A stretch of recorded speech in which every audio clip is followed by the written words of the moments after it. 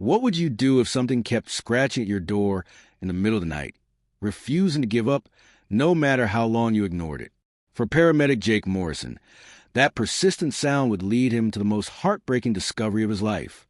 A tiny abandoned cat, fighting against all odds, carried a desperate message that would shatter him completely. This wasn't just a rescue. It was a race against time that would test everything he thought he knew about loyalty, love, and sacrifice. Before we begin this incredible journey, please hit that subscribe button and drop a comment below telling us about a time an animal changed your life. Your support helps us share more amazing stories like this one. Now, let's dive in. The autumn rain hammered against the windows of Jake Morrison's small apartment in Portland, creating a rhythmic pattern that usually lulled him to sleep after his grueling 12-hour shifts. But tonight was different. Tonight, something else competed with the rain's melody, a soft, persistent scratching sound that had been going on for nearly 3 hours. Jake pulled his pillow over his head, trying to drown out the noise. He'd just finished a brutal shift responding to back-to-back emergencies, a multi-car pileup on I-5, a cardiac arrest at a shopping mall, and a difficult delivery in a cramped apartment with no elevator. His body ached, his mind was exhausted, and all he wanted was 6 uninterrupted hours of sleep before his next shift began. Scratch, scratch, scratch. The sound continued, methodical and unrelenting. At first, Jake had convinced himself it was just a branch scraping against his door, or maybe debris blown by the wind. But branches didn't scratch with such deliberate rhythm. Branches didn't pause, then resume with what sounded almost like desperation. He checked his phone. 3:47 a.m. The scratching had started just after midnight, right when he collapsed into bed. Jake groaned, rubbing his face with calloused hands. In his 10 years as a paramedic, he'd learned to sleep through sirens, thunder, and even the occasional car alarm outside his window. But this sound, this persistent, almost pleading scratch, burrowed under his skin in a way nothing else had. "It's just the wind," he muttered to himself, rolling over. Go to sleep, Morrison. But sleep wouldn't come. Each scratch seemed to grow louder, more urgent, as if whatever was out there knew he was awake and was calling specifically to him. Jake's training had made him hyper-aware of distress signals, and something about this sound triggered every instinct he'd honed on the job. Scratch, scratch, scratch. He sat up, the streetlight filtering through his curtains, casting long shadows across his bedroom. His apartment was on the second floor of an old converted house in the Hawthorne district, accessible by an external wooden staircase that creaked with age. The scratching was definitely coming from his front door. Jake swung his legs out of bed, his bare feet hitting the cold hardwood floor. He wore only his Old Navy t-shirt and sweatpants, his paramedic uniform still draped over the chair where he dropped it hours ago. As he stood, his knees protested, reminding him he wasn't 25 anymore, despite how his job demanded he move like he was. The scratching stopped the moment his feet hit the floor. Jake froze, listening. Silence. Just the rain and the distant hum of late-night traffic on Hawthorne Boulevard. He exhaled slowly, shaking his head at himself. "You're losing it, man." It was nothing. He took 2 steps back toward his bed. Scratch, scratch, scratch. This time was more frantic, faster, accompanied by something else, a faint, high-pitched sound that made his chest tighten. It was a cry, weak and desperate, barely audible over the rain. Jake's paramedic instincts kicked into overdrive. That was a distress call. He'd heard enough of them in his career to recognize one, even from an animal. He moved quickly through his small apartment, navigating around the second-hand furniture and stacks of medical journals he never had time to read. His hand found the doorknob, and he hesitated for just a moment. What if it was a raccoon? Portland had plenty of them, and they could be aggressive when cornered. What if it was something worse? His mind, trained to assess risks, ran through possibilities even as his hand turned the knob. The door opened, and Jake's breath caught in his throat.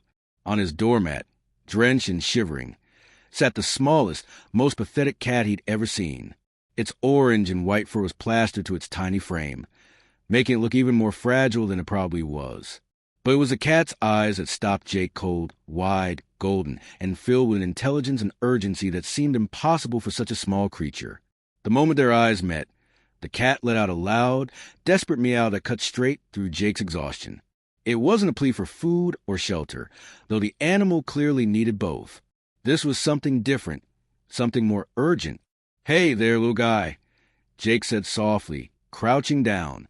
"You been out here all this time?" The cat didn't approach him for comfort or warmth. Instead, it meowed again, louder this time, then turned and took several steps down the stairs before stopping and looking back at him. Its intention was crystal clear. "Follow me." Jake's brow furrowed. "What are you trying to tell me, buddy?" The cat meowed again, more insistent, taking a few more steps down before stopping and looking back with those piercing golden eyes. Its tiny body trembled, whether from cold, exhaustion, or desperation. Jake couldn't tell, but he recognized that look. He'd seen it on human faces countless times, the look of someone who needed help and was running out of time to get it. If you're as moved by this story as we are, show your support by hitting that like button and subscribing. We're just getting started, and what happens next will absolutely break your heart. Keep watching. Every rational part of Jake's brain told him to grab the cat, bring it inside, dry it off, and deal with whatever it needed in the warmth of his apartment. He had an early shift in just a few hours. He needed sleep, and following a stray cat into the rainy Portland night was the definition of irrational behavior. But Jake Morrison had to become a paramedic because he always made the rational choice. He'd chosen this profession because he couldn't ignore a call for help, no matter where it came from. "All right," he sighed, reaching back inside to grab his rain jacket from the hook by the door. "Show me what's so important." The cat's entire demeanor changed the moment Jake stepped fully outside. It meowed once more, almost an acknowledgement, then began moving down the stairs with purpose. Despite its small size and obvious exhaustion, it moved with determination, stopping every few steps to ensure Jake was following. Jake pulled his jacket tight against the rain and descended the creaking stairs. The neighborhood was silent, except for the rain, and the distant sound of a car passing on the main street. Security lights from nearby houses cast pools of yellow light across the wet sidewalks, creating a patchwork of illumination and shadow. The cat led him down the stairs, across the small front yard, and onto the sidewalk. It moved with surprising speed for something so small and bedraggled, keeping just ahead of Jake, always checking to make sure he was still following. They passed Mrs. Chen's house, dark and silent, her garden gnome standing guard in the rain. They passed the old Victorian that had been converted into 4 apartments, where college students from Reed College came and went at all hours. The cat never hesitated, never veered off course, moving with the certainty of someone who knew exactly where they were going. Jake's mind raced as he followed. How long had this cat been trying to get his attention? 3 hours of scratching his door, 3 hours of refusing to give up. What could drive such persistence? And why him? There were dozens of other apartments and houses on this street, most with more accessible ground floor entrances. The rain intensified, and Jake pulled up his hood, his sneakers squelching against the wet pavement. They'd covered nearly 2 blocks now, moving away from the relative safety of the well-lit main streets and into the quieter residential areas where trees overhung the sidewalks and streetlights were spaced farther apart. The cat suddenly veered left, cutting through the overgrown yard of a house that Jake knew had been vacant for months.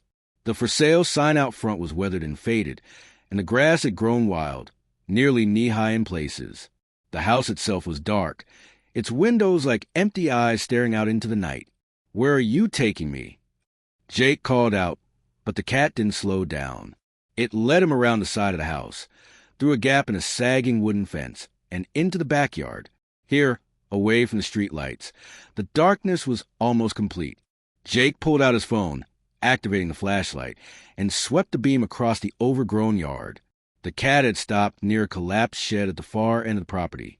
It sat in front of a gap in the shed's wall, meowing continuously now, its cries urgent and heartbreaking.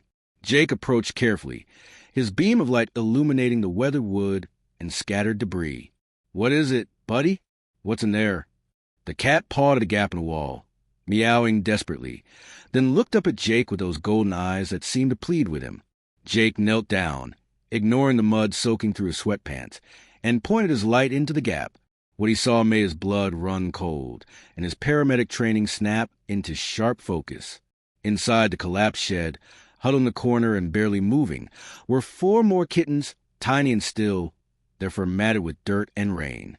And curled around them, unmoving except for the shallow rise and fall of labored breathing, was their mother, a larger cat whose orange and white coat matched the desperate little sentinel that had spent hours trying to save her family. Jake's hands moved on instinct, the same hands that had performed CPR on countless patients, that had stabilized trauma victims and delivered babies. He pulled his phone from his pocket with trembling fingers, the screen's glow illuminating his face in the darkness. His first instinct was to call 911, but he stopped himself. This wasn't a human emergency, and response times for animal control in Portland could take hours, especially at 4 a.m. Okay, he muttered, his paramedic training kicking in despite the unusual patient. Assess the situation first. ABC's airway, breathing, circulation. He carefully widened the gap in the shed wall, ignoring the splinters that dug into his palms. The little orange cat that had led him here squeezed through immediately, rushing to its mother's side and pressing against her, meowing softly. The sound was different now, less urgent, more mournful, as if the kitten knew Jake had finally come but feared it might be too late. Jake maneuvered himself through the opening, his jacket catching on a nail. Inside, the shed smelled of mold, wet earth, and something else, the unmistakable scent of sickness. His phone's flashlight revealed the full scope of the situation, and it was worse than he'd thought. The mother cat was severely emaciated, her ribs visible through her matted fur. Her breathing was shallow and rapid, a respiratory rate that would have been alarming in a human patient. The 4 other kittens barely moved, their tiny bodies cold to the touch when Jake gently examined them. They were younger than the one who'd found him, probably only 3 or 4 weeks old, too young to survive without their mother. "How long have you all been out here?" Jake whispered, his throat tight. The brave little kitten meowed in response, as if trying to explain everything that had happened. Jake could piece together the story easily enough. Someone had abandoned this mother cat, probably when she was pregnant or shortly after she'd given birth. She'd found shelter in this forgotten shed and had been struggling to keep her babies alive. The strongest of her kittens, the little orange and white fighter, had ventured out desperately seeking help, somehow making it 2 blocks to Jake's door. This is the moment that changes everything. If this story is touching your heart, please take a second to comment below and let us know. Your engagement helps us reach more people who care about animals like you do. Now, back to Jake's desperate race against time. Jake made a decision. He carefully scooped up 2 of the smallest kittens, tucking them inside his rain jacket against his chest to share his body warmth. They were alarmingly limp, their tiny hearts beating rapidly against his chest. "Come on, little ones. Stay with me." He looked at the brave kitten and the mother cat. "I need to get them somewhere warm. Can you stay with your mama? I'll be right back, I promise." The kitten meowed softly, curling tighter against its mother, and Jake's heart nearly broke. The trust in that small gesture, the understanding that this tiny creature seemed to have about what was happening, was almost more than he could bear. Jake moved as quickly as he dared back to the overgrown yard, through the gap in the fence, and onto the sidewalk. The rain had lightened to a drizzle, but the night air was cold, probably in the low 40s. Inside his jacket, the kittens barely moved, their tiny bodies absorbing his warmth. He ran the 2 blocks back to his apartment, his lungs burning, his mind racing through everything he knew about hypothermia and shock. When he burst through his apartment door, he immediately cranked up the heat and grabbed every towel he owned from the bathroom. Jake created a makeshift warming station on his living room floor, using towels, a heating pad set on low, and a cardboard box he'd been meaning to recycle. He gently placed the 2 kittens on the warm towels and covered them carefully, leaving their faces exposed so they could breathe. "Hang on, babies. Just hang on." He grabbed more towels, his rain jacket, and a large storage bin from his closet. Then he was running again, back through the rain-slicked streets, his legs pumping hard despite the exhaustion that threatened to drag him down. His shift started in 4 hours. He hadn't slept. None of that mattered. When he reached the shed again, the scene was heartbreaking.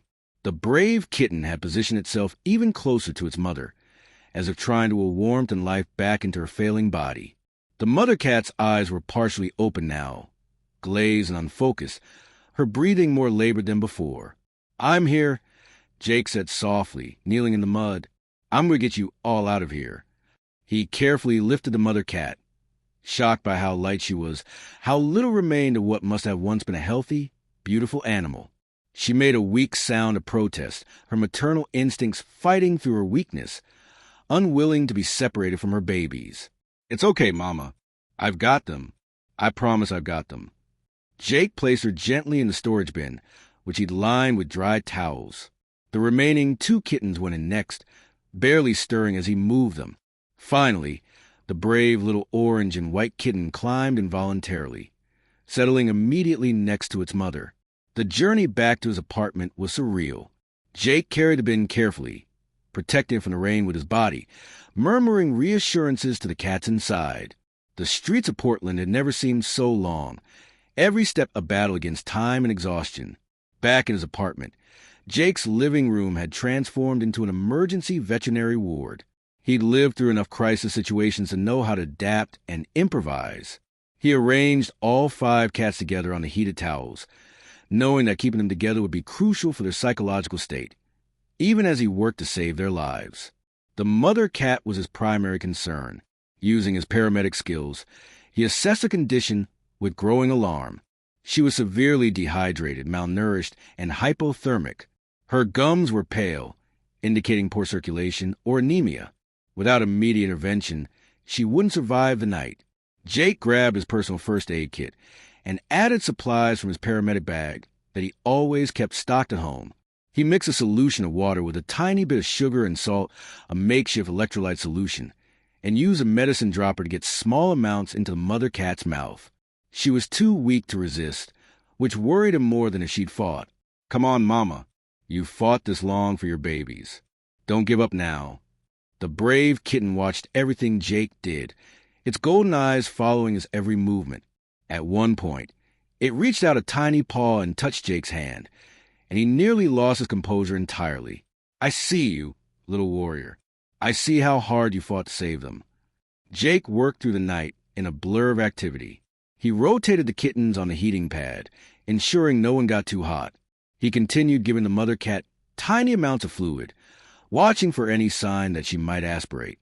He used warm, damp cloths to clean the mud and debris from their fur, checking for injuries or signs of infection.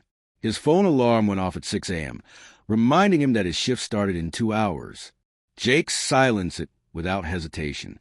He couldn't leave them, not now. He called his supervisor, something he'd never done in 10 years of service. "Morrison, this better be good," Captain Rodriguez answered, her voice gravelly with sleep.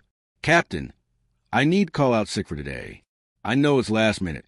I know we're short-staffed, but Are you actually sick, Jake? Because you never call out. Not for the flu, not for that broken finger last year, never." Jake looked down at the pile of fragile life on his living room floor. The brave kitten had fallen asleep, finally allowing exhaustion to claim it, one paw still resting on its mother's side. "I'm dealing with a critical situation. Multiple patients in severe distress. I can't leave them." There was a long pause. Captain Rodriguez knew Jake well enough to hear the truth in his voice.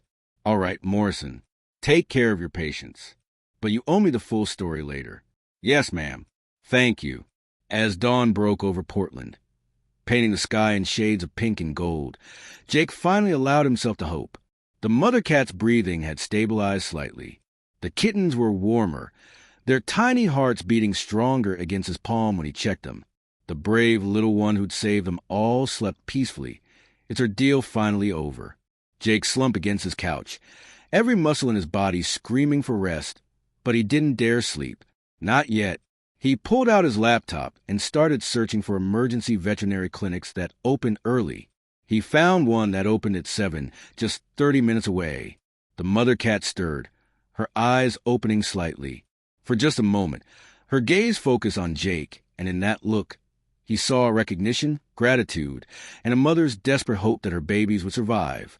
"I've got you," Jake whispered, his voice breaking. "All of you. I promise."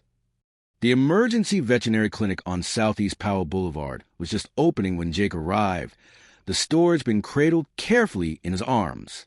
The young receptionist's eyes widened when she saw him, disheveled and mud-stained, his face etched with exhaustion and desperation. "Please," Jake said, his voice hoarse. "They need help immediately. The mother is critical." Within seconds, a vet tech appeared, a young woman with purple streak hair and kind eyes that assessed the situation instantly. "Bring them back now." "Dr. Patel," she called over her shoulder. "We need you immediately." They rushed the cats into an examination room, and Jake found himself relegated to the corner, his paramedic training suddenly useless in the world of veterinary medicine. He watched as Dr. Patel, a composed woman in her 50s, took one look at the mother cat and began barking orders. "Start 4 fluids, warm saline. I need a full blood panel. Stat. Get warming lamp set up. Someone check those kittens. I want vitals on all of them." The room exploded into controlled chaos that Jake recognized from his own work, that precise dance of emergency medicine where every second counted. He stood pressed against the wall, feeling more helpless than he'd ever felt in his life. Even though he'd been the one to save them, the brave little kitten refused to be separated from its mother, meowing loudly whenever anyone tried to move it. Finally, Dr. Patel made a decision. "Leave that one with her. It'll help keep her calm." She glanced at Jake. "You the one who found them?" "They found me," Jake corrected, his voice barely above a whisper. "The little orange one. It scratched at my door for hours until I followed it." Dr. Patel's hands never stopped moving as she worked, but her eyes softened. Smart cat, knew who to ask for help. She paused, listening to the mother cat's heart through a stethoscope. She's severely malnourished, dehydrated, and fighting what looks like a respiratory infection. Her body temperature was dangerously low. Another few hours. She didn't finish the sentence, but she didn't need to. We know this is hard to watch, but this story has an important message about never giving up. If you're invested in seeing what happens to this brave little family, hit that subscribe button so you don't miss a conclusion. Drop a comment telling us about the bravest animal you've ever known. Your stories inspire us. Now, let's continue. Jake sank into a chair, the adrenaline that had carried him through the night finally draining away. His hands trembled as he watched the medical team work, and he recognized the signs in himself. The post-crisis crash that often hit first responders after an intense call. One of the vet techs, a young man with a gentle demeanor, approached with a clipboard. "Sir, I need to get some information from you. Are these your cats?" "No. I mean, not originally. They were abandoned. I found them in a collapsed shed on Belmont Street." The tech's expression darkened. "Abandoned while she was nursing? That's criminal." He made notes on his form. "We'll need to contact animal control, file a report, but first, we need to focus on stabilizing them." He looked up at Jake. "The treatment is going to be expensive. Just being straight with you. We're talking multiple days of intensive care medications, round-the-clock monitoring." Jake didn't hesitate. "I don't care about the cost. Do whatever it takes." "Sir, this could run into thousands." "I said do whatever it takes." Jake's voice was firm, the same tone he used on emergency calls when there was no time for debate. They fought too hard to survive. "I'm not letting them down now." The tech nodded, respect evident in his eyes. "I'll let Dr. Patel know." The next few hours passed in a blur of medical procedures and cautious optimism. The mother cat responded to the 4 fluids, her vitals slowly stabilizing. The kittens, warmed and given supplemental nutrition through tiny feeding tubes, began showing signs of improvement. The brave little orange and white kitten never left its mother's side, a small guardian watching over the medical procedures with those wise golden eyes. Jake called his landlord to explain he wouldn't be home, called Captain Rodriguez again to update her, and finally, as the morning stretched toward noon, allowed himself to close his eyes for just a moment. He woke to a gentle hand on his shoulder. Dr. Patel stood over him, her face tired but bearing the hint of a smile. "They're stable," she said. "It's still critical, and the next 48 hours will tell us more. But they're fighters. All of them." Jake's eyes burned with tears he'd been holding back since he'd first opened his door at 3:47 that morning. The mother? She's got a long road ahead. The malnutrition has weakened her heart, and the infection needs aggressive treatment. But she's young, probably only 2 or 3 years old herself. With proper care, she should recover. Dr. Patel pulled up a chair and sat beside him. That little one who found you, that's the oldest of the litter, probably about 6 weeks. The others are only 3 to 4 weeks old. Without intervention, none of them would have survived another day. Can I see them? Dr. Patel led him to the recovery area, a quiet room with several large cages, equipped with heating elements and medical monitoring equipment. The mother cat lay on soft bedding, and 4 line running to her leg, her breathing steady. All 5 kittens were curled against her, a portrait of survival and resilience that made Jake's breath catch. The brave kitten lifted its head when Jake approached, those golden eyes focusing on him with unmistakable recognition. It meowed softly, and Jake could swear it sounded like, "Thank you. They'll need to stay here for at least a week," Dr. Patel said.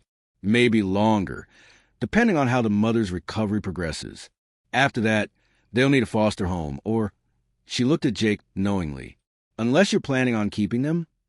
Jake stared at the small family, thinking about his 1-bedroom apartment, his demanding job, his life that barely had room for himself, let alone 6 cats.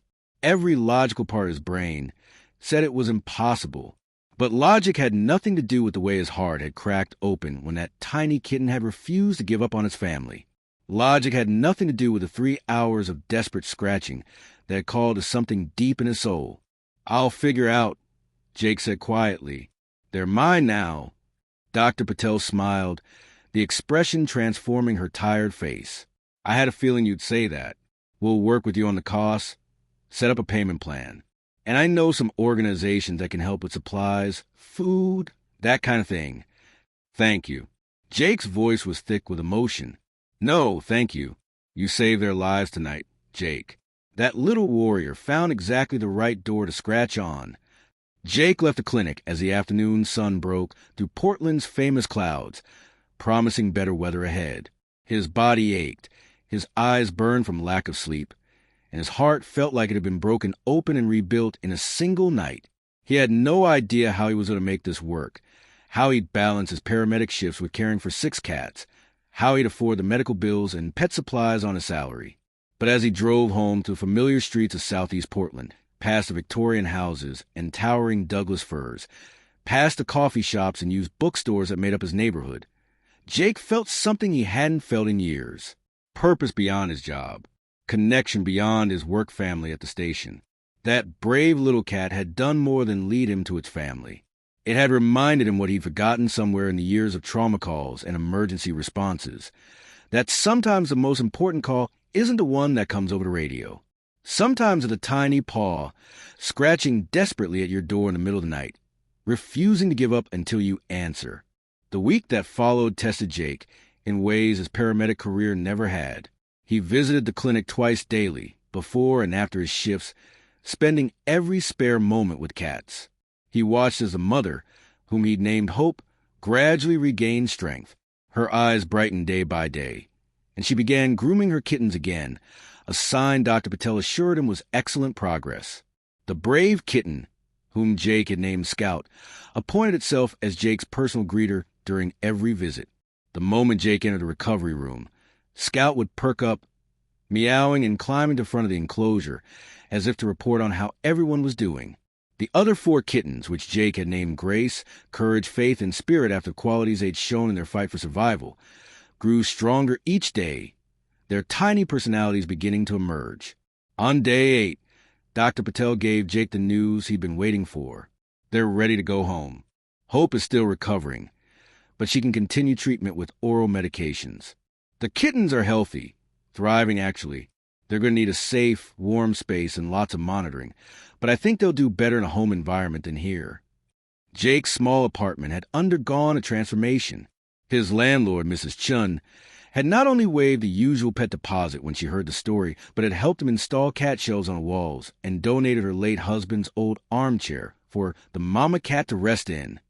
His fellow paramedics at the station had taken up a collection, presenting him with enough cat supplies to stock a small pet store. Captain Rodriguez herself had shown up at his door with a massive cat tree, claiming she'd won in a raffle, though Jake suspected otherwise. The day brought them all home was overcast, typical for Portland in late October. But Jake's apartment felt brighter than it ever had. He set up Hope and the kittens in his bedroom, the warmest room in the apartment, with their bed positioned where morning sunlight would stream through the window. He'd hung blackout curtains he could close for nighttime and installed a baby monitor so he could hear them from any room. Hope stepped cautiously out of the carrier, her movements still careful, still healing. She explored the space slowly, methodically, checking every corner before finally settling onto the soft bed Jake had prepared. The kittens tumbled out after her, their confidence growing daily, immediately beginning to explore their new territory.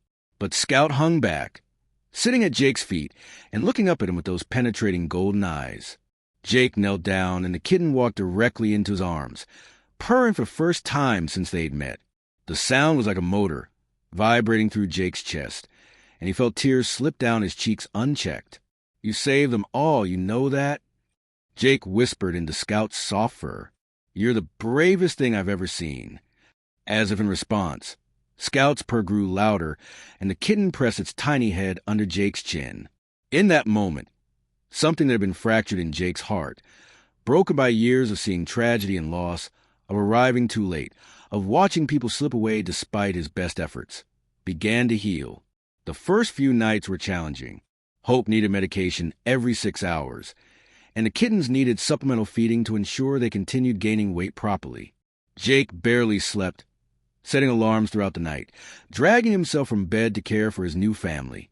But unlike the exhaustion of his job, this tiredness came with purpose, with hope, with the knowledge that every effort was bringing life rather than fighting death. Scout became his shadow, following him from room to room, supervising every task. When Jake fed the others, Scout would sit nearby, watching carefully as if to ensure everything was done correctly. When Jake gave Hope her medications, Scout would touch its paw to Jake's hand, a gesture of trust and approval that never failed to move him. 2 weeks after bringing them home, Jake sat on his couch with a cup of coffee, watching the sunrise paint his living room in shades of gold. Hope rested in the armchair, finally looking like a healthy cat rather than a survivor of neglect. The 5 kittens played on their cat tree, their energy and joy a testament to their complete recovery. Scout climbed into Jake's lap, circled twice, and settled down, purring contentedly. Jake stroked the kitten's soft fur, marveling at how different his life had become in such a short time. His apartment, once silent and lonely, now filled with the sounds of life. Purring, playing, the soft patting of paws on hardwood floors. His phone buzzed with a text from Captain Rodriguez. "How's the zoo? Still planning to come back to work? Or have you fully converted to crazy cat guy?" Jake smiled, typing back, "I'll be at next shift." The crazy cat guy needs to fund his new habit somehow. But he knew the truth. He was different now. The walls he'd built around himself, the emotional distance he'd maintained to survive the trauma of his work, had been shattered by a tiny cat who'd refused to give up. Scout had taught him something he'd forgotten, that sometimes the smallest, most vulnerable creatures show the greatest courage. That persistence matters. That family isn't always blood. It's who shows up when you need them most. This incredible story is nearly at its end, but before we finish, we want to hear from you. Have you ever rescued an animal, or has an animal rescued you? Share your story in the comments below. And if this story moved you, please hit that subscribe button. Every subscription helps us share more stories about the amazing bonds between humans and animals. Now, for the beautiful conclusion. 3 months later, on a crisp January morning, Jake returned home from a night shift to find all 6 cats waiting for him at the door. It had become their routine. Hope, fully recovered and regaining her beautiful coat, sat regally in the center. The 5 kittens, now rambunctious adolescents, bounced around her. And Scout, always Scout, sat closest to the door, golden eyes bright with welcome. "Hey, family," Jake said, kneeling to greet them. They swarmed him with the enthusiasm of creatures who knew they were loved, who had learned that this home was safe, that this human would never abandon them. As Jake prepared their breakfast, Scout jumped onto the counter beside him, watching with those wise eyes that had seen too much suffering for such a young creature, but had never lost hope. "You know what today is?" Jake asked the kitten. 3 months since you found me. 3 months since you changed everything." Scout meowed, a sound Jake had learned to interpret in all its variations. This one meant, I know, and I'd do it again. Jake thought about that night often, the rain, the desperate scratching, the moment he'd made the decision to follow a tiny cat into the darkness. He thought about all the years he'd spent responding to emergencies, arriving in the midst of other people's worst moments. He'd saved lives, he knew that, but he'd also lost people. He'd arrived too late. He'd done everything right and still watched people slip away. But Scout had reminded him of something crucial. That showing up matters. That persistence saves lives. That sometimes the smallest voice calling for help deserves the loudest answer. Jake's phone buzzed, breaking his reflection. A text from Dr. Patel. How's my favorite cat dad doing? Hope and the crew thriving. He smiled, typing back while Scout supervised from the counter. All healthy and driving me crazy in the best way possible. Thank you for everything. You did the hard part, Jake. You answered the call. Later that morning, after the cats had been fed, and Hope had taken her place in the sunny window, where she loved to watch birds, Jake found himself looking through the photos on his phone. He documented everything. Scout on that first rainy night, barely visible in the darkness. Hope in the clinic, fighting for her life. The kittens taking their first wobbly steps in his apartment. Family photos, he realized. These weren't just pictures of rescued animals. They were memories of the family he'd built from the ashes of abandonment and despair. His doorbell rang, surprising him. Mrs. Chen stood on his doorstep with a container of homemade dumplings. For you and the babies, she said with a warm smile. You look tired. Are you eating enough? I'm fine, Mrs. Chun. Really, they're doing great. The elderly woman peered past him into the apartment, where Scout had appeared to investigate the visitor. That one, she said, pointing at Scout, that one has an old soul. Very wise. My grandmother used to say cats like that are guardian angels in disguise. After she left, Jake sat on his couch with a container of dumplings, watching his cats. Hope groomed Grace meticulously while the other kittens played an elaborate game involving a cardboard box and what had once been Jake's favorite pen. Scout, as always, stayed close to Jake, occasionally reaching out a paw to touch his hand, as if to say, I'm here, we're all here. Jake thought about Mrs. Chen's words. Guardian angels in disguise. Maybe she was right. Maybe Scout hadn't just been a kitten looking for help. Maybe Scout had been exactly what Jake needed. A reminder that his life had room for more than just work and sleep. That his capacity for love hadn't been exhausted by years of emergency calls and loss. His work phone rang. Captain Rodriguez. Morrison, I need you to do me a favor. What's up, Cap? We've got a rookie starting next week. Brennan, fresh out of training. Good kid, but green as grass. I want you to mentor him. Show him the ropes. You up for it? Jake glanced at Scout, who was watching him with those knowing golden eyes. A few months ago, he would have declined, would have said he didn't have the time or energy to train someone new. But everything had changed. Yeah, Cap, I'm up for it. Everyone deserves someone who won't give up on them, right? Rodriguez laughed. That's the spirit. See you Monday, Morrison. Give those cats a scratch behind the ears for me. As winter deepened into spring, Jake's life found a new rhythm. His apartment, once a place he barely spent time in, became a true home filled with purring, playing, and the kind of unconditional love that only animals can give. He trained rookie Brennan with patience he didn't know he possessed, passing on not just technical skills but the wisdom Scout had taught him. Never give up on a call for help, no matter how small. The story of Scout and Hope spread through the neighborhood, then through the paramedic community, and eventually made it into the local Portland news. People reached out to share their own rescue stories, their own moments of connection with animals who had changed their lives. Jake declined most interview requests, but he did agree to one, a piece of the Paramedic Association newsletter about the importance of answering every call. We train to respond to human emergencies, he wrote. But sometimes the most important calls come on 4 legs. Scout taught me that courage isn't about being fearless. It's about being terrified and refusing to give up anyway. It's about scratching at doors until someone finally listens. It's about fighting for family even when the odds are impossible. On a warm evening in May, exactly 6 months after that rainy night, Jake sat on his small balcony watching the sunset paint the Portland sky in brilliant oranges and purples. Hope lounged beside him, her coat now glossy and full, looking nothing like the skeletal creature he'd pulled from that shed. The 5 kittens, now young cats, were inside causing their usual chaos. Scout jumped onto Jake's lap and settled down, purring that deep, rumbling purr that still made Jake's heart swell. He stroked the cat's soft fur, marveling at how something so small had changed everything. "You know what you did, don't you?" Jake whispered. "You didn't just save your family. You saved me, too." Scout looked up at him with those wise golden eyes, and Jake could swear the cat understood every word.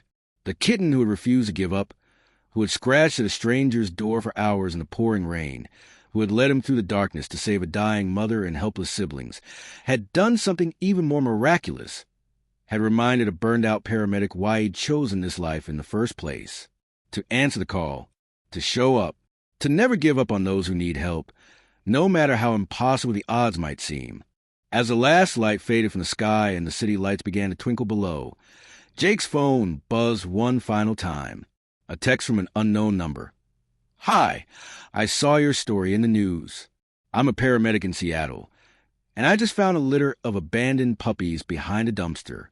I didn't know what to do, but then I remembered your story. They're at the emergency vet now. All 6 of them are going to make it. Thank you for showing us that every call matters." Jake smiled, tears blurring his vision as he read the message. Scout's story was rippling outward, inspiring others to answer calls that came their way, no matter how unexpected. He typed back, "That's incredible. Those puppies are lucky you found them. Remember, they didn't just find you by accident. You were exactly who they needed. Keep me updated on their recovery." Scout stretched, yawned, and settled deeper into Jake's lap, the vibration of purring a steady comfort. Behind them, through the open door, Jake could hear Hope calling softly to her children, gathering them for the evening. His family, forged not by blood but by choice, by persistence, by a tiny kitten who refused to accept that the world could be so cruel. Jake Morrison had spent 10 years as a paramedic, responding to thousands of emergency calls, saving countless lives. But on that rainy October night, when he finally opened his door to find a desperate kitten on his doorstep, he discovered the most important truth of all. Sometimes the ones we save end up saving us right back. The scratching at his door had stopped months ago, but the sound would echo in Jake's heart forever, a reminder that the smallest voices often carry the most important messages, and that love, loyalty, and family can be found in the most unexpected places. All you have to do is answer when they call. The end. If this story touched your heart, we'd love to hear from you in the comments below. Have you ever been saved by an animal when you thought you were saving them? Share your story with our community. And please, hit that subscribe button to support our channel and help us bring you more incredible true stories about the unbreakable bonds between humans and animals. Thank you for watching, and remember, every call for help matters, no matter how small. See you in the next story.